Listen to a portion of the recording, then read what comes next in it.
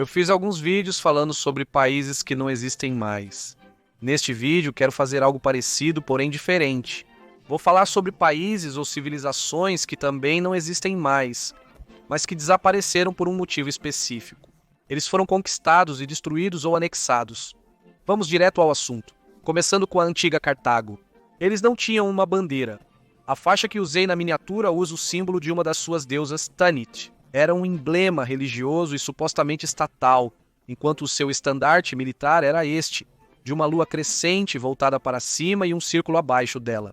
Cartago era uma antiga cidade-estado e civilização fenícia, localizada no atual território da Tunísia.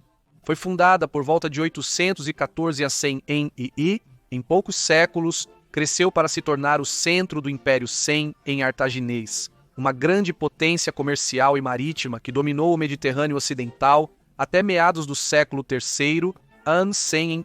Após consolidar seu poder na área circundante, eles se expandiram para a Córcega, Sardenha, Sicília e Península Ibérica. Como a potência dominante do Mediterrâneo Ocidental, Cartago inevitavelmente entrou em conflito com muitos vizinhos e rivais, e um desses acabaria sendo sua ruína, a recém-nascida República Romana. Este conflito entre Cartago e Roma levou às Guerras Púnicas, 3 delas para ser preciso, e com cada uma delas, o poder de Roma cresceu, pois derrotaram os cartagineses em batalha. E o antigo poder comercial do norte da África começou a diminuir à medida que perdiam território em cada um dos acordos de paz. Na Terceira Guerra Púnica, Roma invadiu Cartago em 146 a.C., atacando a cidade e saqueando-a. Para piorar, eles também executaram a maioria de seu povo e demoliram completamente a cidade.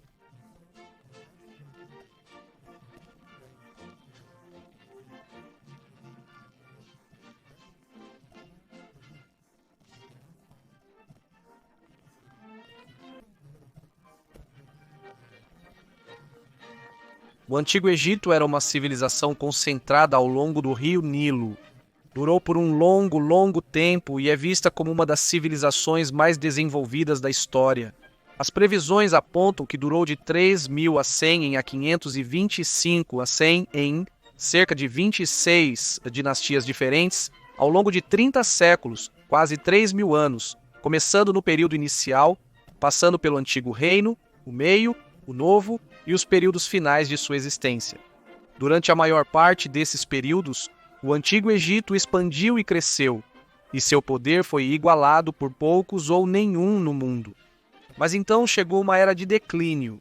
Alguns dizem que o faraó Ramsés III foi o último grande líder do reino, e após sua morte, o Egito entrou em uma era de declínio. Isso foi por volta de 728 a.C. O Egito se dividiu em 2 reinos. Os núbios, um antigo inimigo deles, atacaram do sul e conquistaram algumas terras.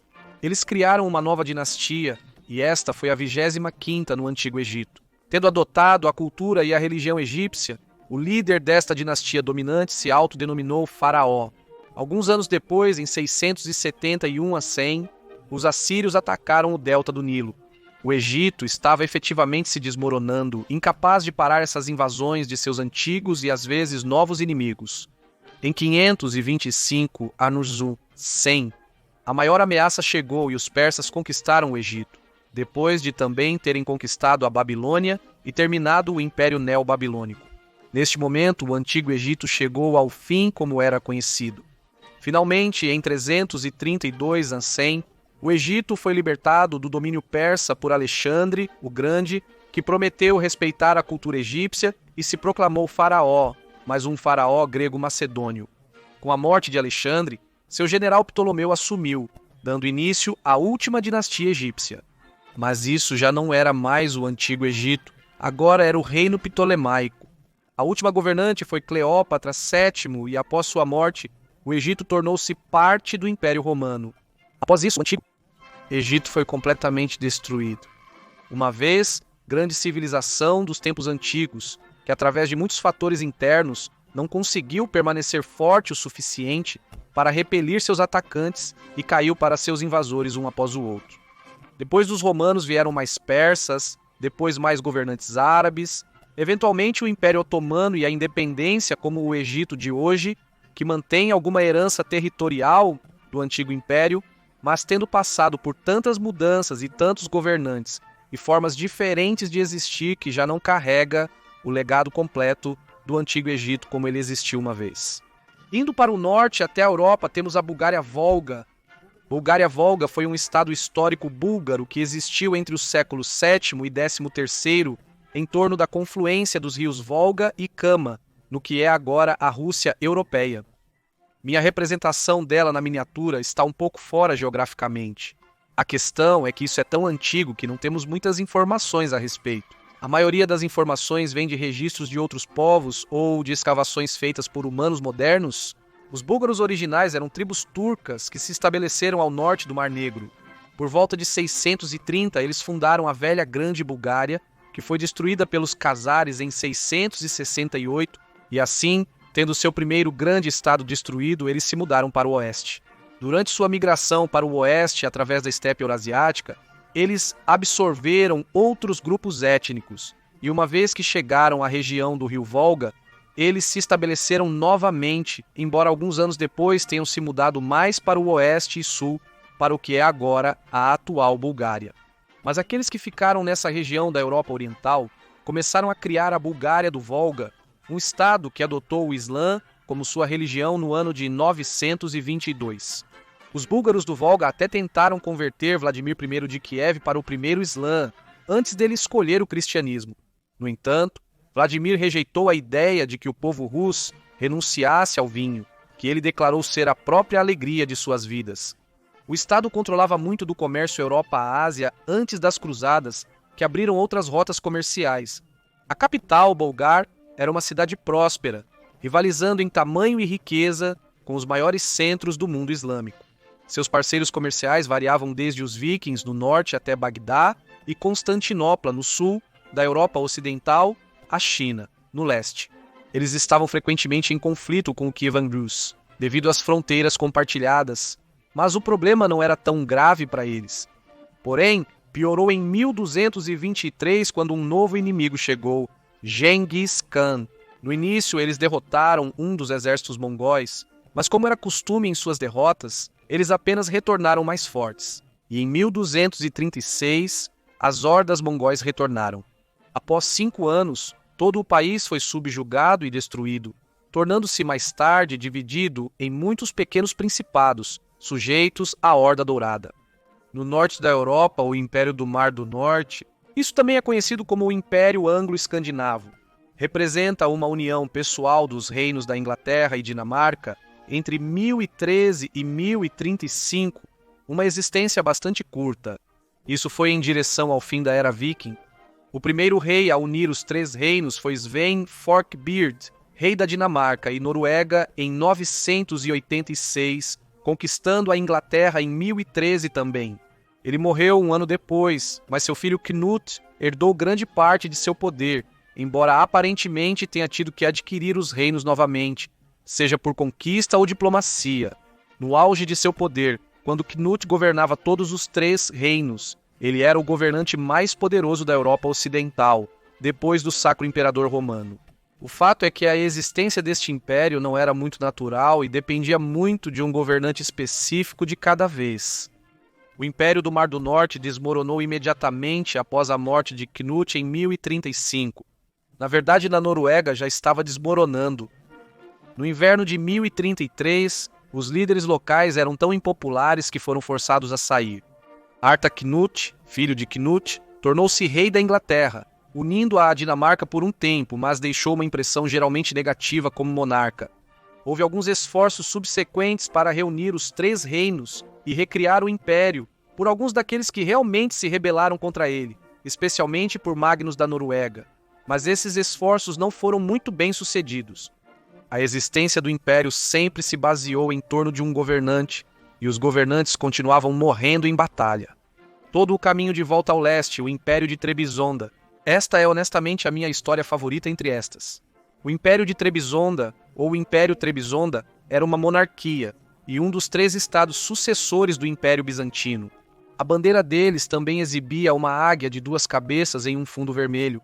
De fato, existiu entre 1204 e 1461 O território deles consistia no extremo nordeste da Anatólia, conhecido como Ponto, e ao sul da Crimeia. Embora a extensão do território que governaram variasse ao longo do tempo, mesmo na área do Ponto, não era contíguo e tinha partes entre as quais eles não detinham. O império foi formado em 1204, depois que um homem chamado Alexios Comnenos se declarou imperador e se estabeleceu em Trebizonde. Sua dinastia havia sido anteriormente os governantes do Império Bizantino algum tempo antes. Veja, este país existiu após Constantinopla ser saqueada e o Império Bizantino entrar em declínio, mas ainda permaneceu em existência por mais algum tempo, embora extremamente reduzido.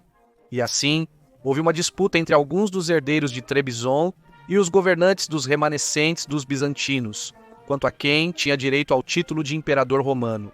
Aparentemente, os bizantinos simplesmente se referiam ao Império de Trebizond como o Principado dos Lazus e não o Império.